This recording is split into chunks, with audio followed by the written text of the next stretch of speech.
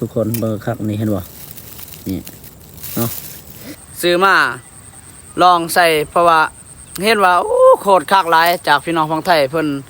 ได้อันนี้ใส่บ่วงนูนนี่คือว่าถือคักถือแน่เนาะก็เลยบาซี่อยากเฮ็ดลองนำมื้อเจอกันคลิปต่อไปพี่น้องเนาะเจอกันมื้อพี่น้อง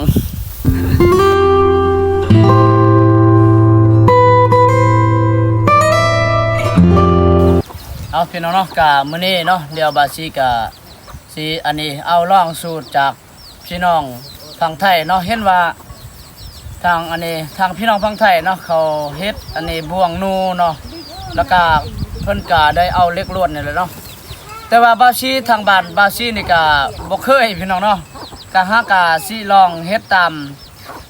พี่น้องฝั่งไทยเนาะเพิ่นก็เอาเหล็กลวดนั่นแหละเนาะเฮ็ดบ่วงกับดักนูนนั่นแหละพี่น้องเนาะแล้วก็สิได้ใส่แล้วแล้วก็นี่บ่หลายดอกพี่น้องเนาะบ่หลายดอกประมาณ7-8 อันเนาะสิลองไปใส่เบิ่งตามท้องไร่ท้องนาพี่น้องเนาะบ่ฮู้ว่ามันสิติดหรือบ่พี่น้องเนาะ สิลองใส่เบิ่งก่อนแต่ว่าสูตรนี้บาซี่ก็บ่เคยพี่น้องเนาะบ่เคยใส่จักเทื่อพี่น้องสิลองเฮ็ดตามอันนี้พี่น้องฝั่งไทยเนาะ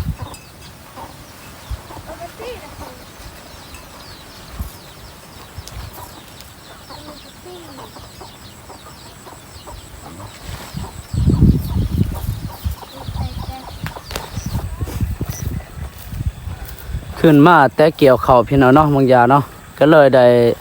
ญาติเวลามื้อนี้สิลองไปใส่อันนี้ไปใส่บ่วงเนาะกับดักนูนนี่แหละพี่น้องเนาะบ่ฮู้ว่าสิได้หรือบ่เนาะเพราะว่าบาซี่ก็เห็นจากอันนี้พี่น้องฝั่งไทยเนาะเพิ่นก็เอานี่เอาเหล็กลวดนี่พี่น้องเนาะเหล็กลวดแล้วก็มัดไว้บ่อนอันนี้ไม้เนาะแต่ว่าบาซี่นี่ก็เห็นว่าทางพี่น้องฝั่งไทยเนาะเพิ่นเฮ็ดอันนี้เฮ็ดบ่วงเพิ่นก็ได้ใส่อันนี้เนาะยางรถแล้วก็บางคนก็บ่ได้ใส่เนาะบางคนก็ได้ใส่ก็สิลองใส่อันนี้นี่พี่น้องเนาะบ่ได้ใส่ยางรถนี่เนาะลองเบิ่งนำกันว่า มันสิติดหรือบ่นะพี่น้องเอ้ยพูนสิได้ลองใส่แถวอันนี้แถวหน้าแถวเขาบ่ทันได้เกี่ยวเนาะแล้วก็สิเลาะใส่ตามเข็มอันนี้เข็มหน้านี่พี่น้องเนาะตามป่า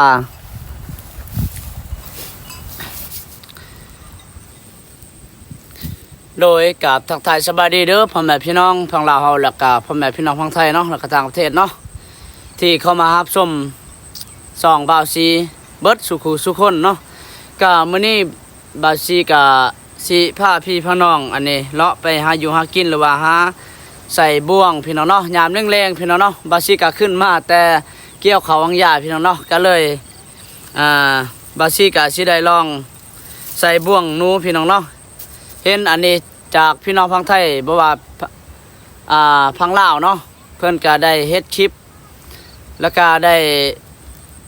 ไปใส่บ่วงนี่พี่น้องเนาะบาซี่ก็ลองใส่มื้อนี้พี่น้องเนาะบ่ฮู้ว่าสิ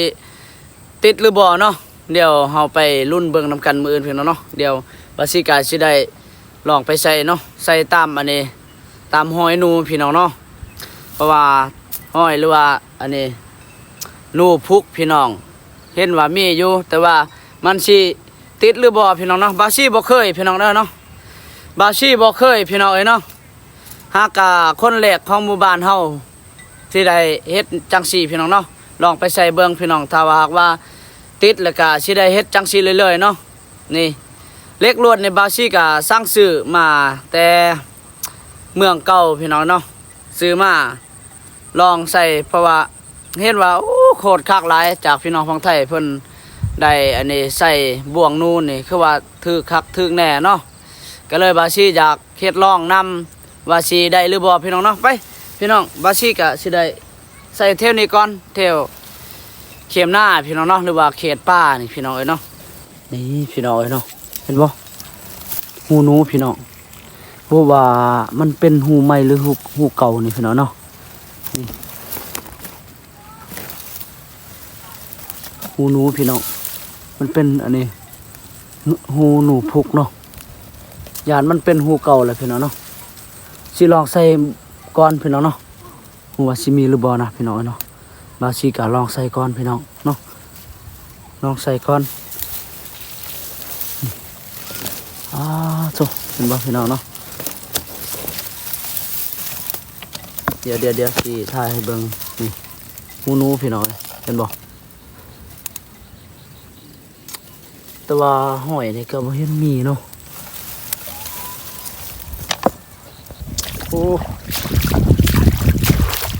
น้ำนี่ก็ไหลอยู่นานนี่ยังไหลให้อยู่พี่น้องเนาะเจ้าของนะครับเกี่ยวของบ่ทันแล้วนี่ยังไหลให้อยู่มื้อเช้านี่มื้อนี้นี่เฮาเกี่ยวได้แต่2ไร่เนาะมื้อละ2ไร่มื้อละไร่ป้ายว่าเกี่ยวมันยากพี่น้องเนาะนึงมาเขาล่มเด้ล่มมันบ่สบายได้ล่มยุ่งมะยะอากาศน้ำก็ไหลพี่น้องเนาะ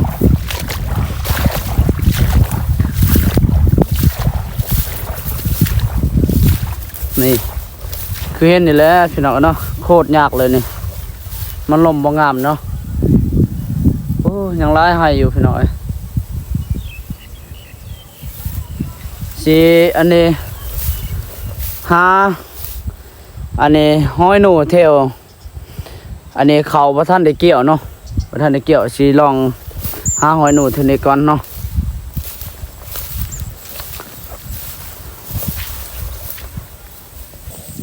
โอ้โหเจอแล้วพี่น้องเจอหอยหนูแล้วเนาะสิลองใส่เทวนี้ก่อนพี่น้องนี่บ่หอยตีนมันเนาะมันยากมันขึ้นเลยนี่โอ้สิลองใส่เทวนี้ก่อนพี่น้องเนาะ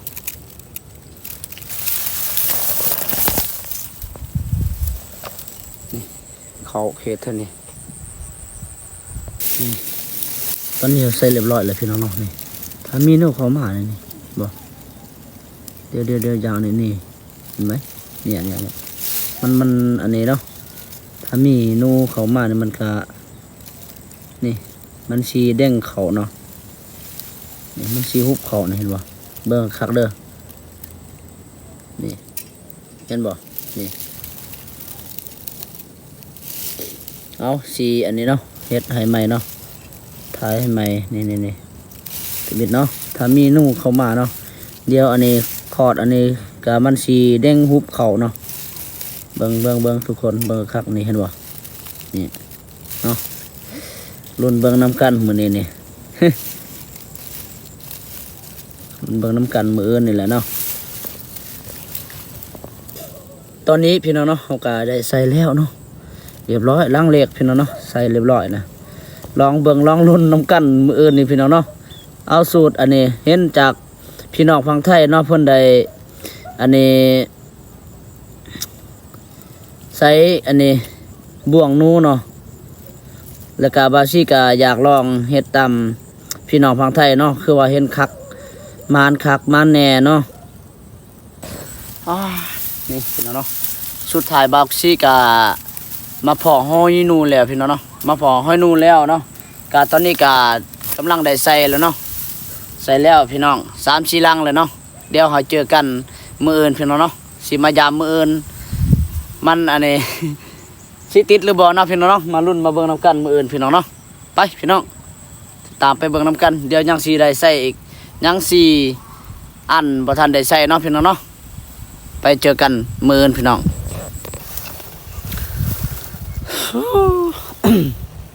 หากันใส่แล้วพี่น้อง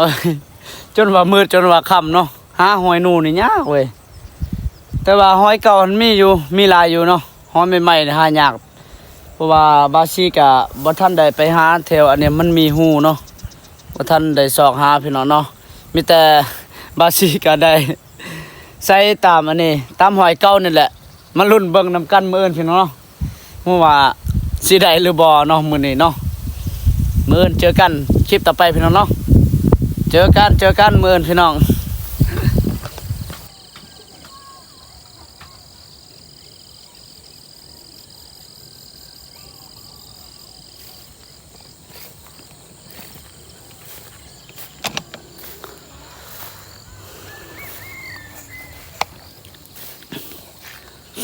นะพี่น้องเนาะ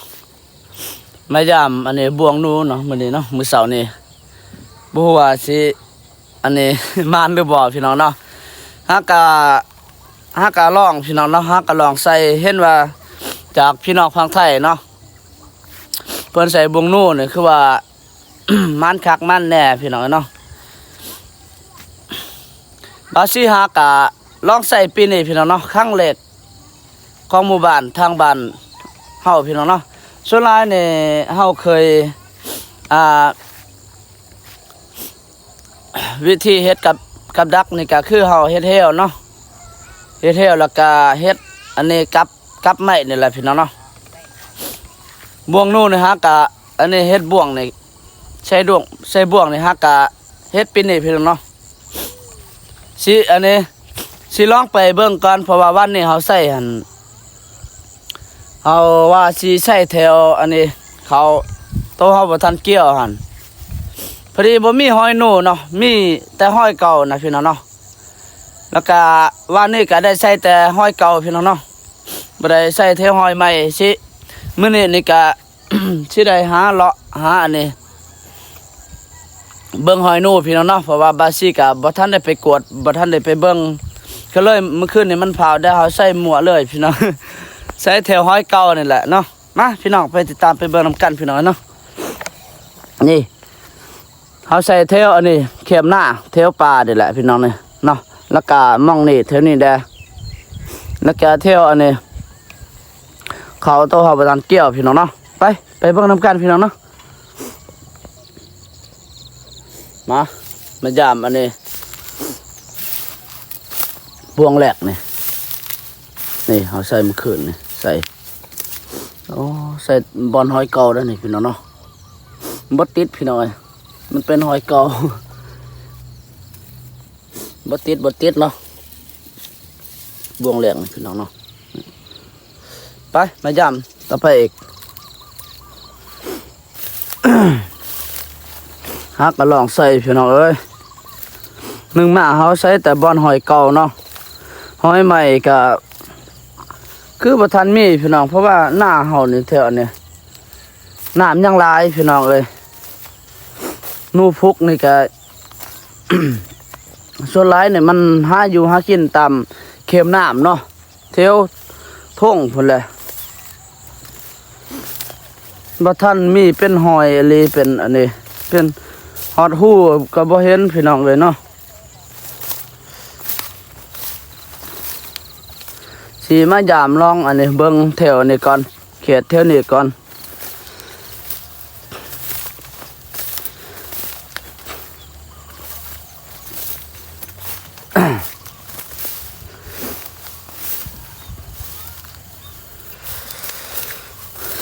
อากาศก็หนาวเลยพี่น้องเอ้ย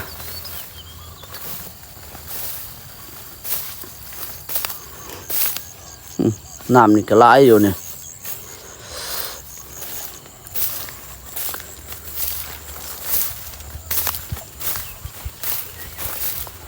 มายามเบิ่งเถอะนี่ก่อน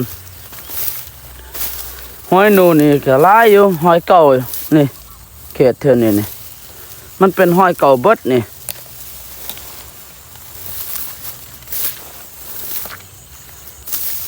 หอยอันนี้เนาะหอยมันอันนี้หากินนี่แหละเขาใส่เท่านี้นะมันขืนเนี่ยใส่แล้วเนาะบ้านเนี่ยอย่าบอกแล้วว่าเขาลืม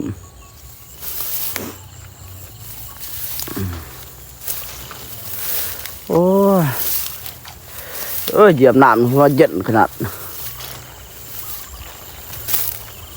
มึงนี่แหละใส่เด้อพี่น้องยังคือเก่าเนาะยังคือเก่าอยู่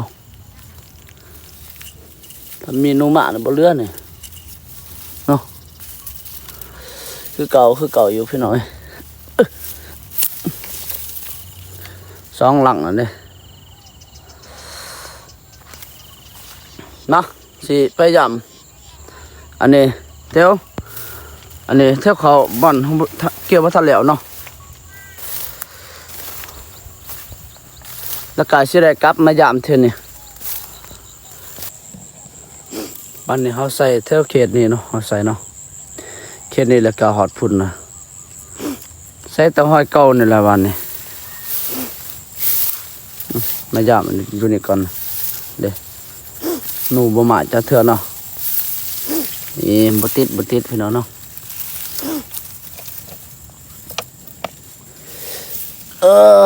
เอาใส่ลองเบิ่งเนาะจะได้เด้เฮาเนี่ยเฮาบ่มีสูตรบ่มันมีวิธีบ่จักวิธีใส่บ่มันบ่ถึง4-5ลังแหละบ่เห็นติด พี่น้องเอ้ยเนาะ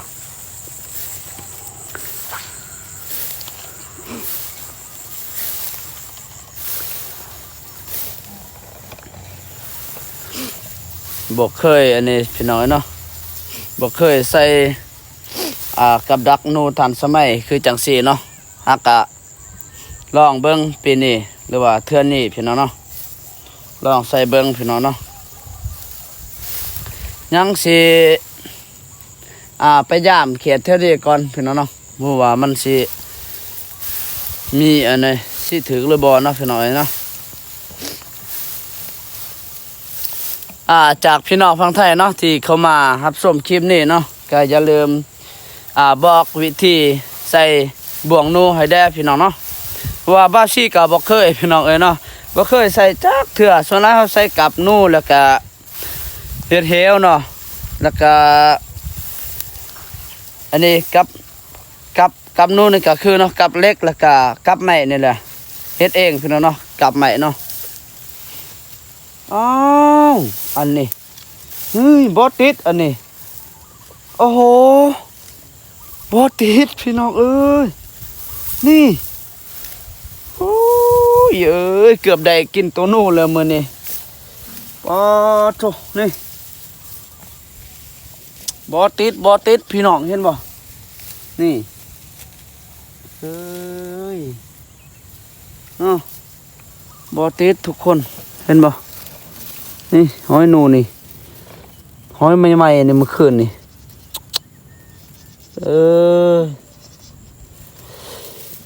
บ่อยู่เพราะว่าเฮาบ่ได้ยามเด้เมื่อคืนนี่เอาใส่ปะแล้วก็ใส่ไว้ยามมื้อเช้านี่พี่น้องเอ้ยบ่ติดเนาะพี่น้องเนาะบาซี่กะอันนี้ยามบ่วงเนาะเบิดแล้วล่าสุดมื้อนี้เฮาก็บ่ได้พอโตพี่น้องเนาะเพราะว่าอยากบอกพี่น้องจากพี่น้องฝั่งไทยเนาะให้อันนี้เนาะสูตรวิธีใส่บ่วงนู่นนี่ได้นะให้มันถึงเนาะบาซี่นี่ฮะก็ลองพี่น้องเนาะลองใส่ดังฮะก็ได้ลองพี่น้องเนาะแต่ว่าบ่ทันได้เห็นผลบ่ทันได้ผลเนาะนึงมาเฮาก็อันนี้เฮาใส่เทวหอยเก่าแดแล้วก็เฮาใส่หมวกแดเนาะมันบ่มีหอยพี่น้องเนาะหอยนูก็บ่มีเลยสุรายหนูพุกนี่มันหาอยู่หากินทั่วไปเนาะน้ำก็หลายในหน้านี่ก็จะได้เนาะบาซี่ก็ขอบใจหลายๆจากพี่น้องฝั่งไทยเนาะที่เพิ่นมีวิธีสูตรเฮ็ดบ่วงนูจังซี่เนาะแบบง่ายๆเลยพี่น้องเนาะใส่ก็ง่ายอีกพี่น้องเนาะใส่บ่วงนี่ง่ายพี่น้องเนาะบาซี่ก็เห็นว่าใส่บ่วงอันนี้นูนี่แนวนี้นี่วิธีจังซี่นี่ง่ายพี่น้องง่ายสุดเนาะเสียดายเฮาใส่มองบ่อันนี้เนาะบ่มีนูพี่น้องสองมาเฮาใส่แต่หอยบอนหอยเก่าแดเนาะเอาพี่น้องเนาะก็สำหรับคลิปนี้เนาะบาซี่ก็ได้อัปเดตให้พี่น้องได้ชมสำนีไปก่อนพี่น้องเนาะขอบอกขอบใจหลายๆจากพี่น้องฝั่งลาวแล้วก็พ่อแม่พี่น้องฝั่งไทยแล้วก็ต่างประเทศเนาะเบิดสู่คนที่เขามารับชมสำหรับคลิปนี้เนาะหาอยู่หากินมื้อนี้พี่น้องเนาะวันนี้หาก็ได้ใส่เนาะพี่น้องเนาะขอให้พี่น้อง สุขภาพแข็งแรงอายุคนยืนเบิดสุขสุขคนเนาะยังไงฮอดฤดูหนาวแล้วพี่น้องเนาะก็อย่าลืมรักษาสุขภาพได้พี่น้องเนาะสำหรับคลิปนี้บาซิกาขอบสบายดีบ๊ายบายเจอกันคลิปต่อไปพี่น้อง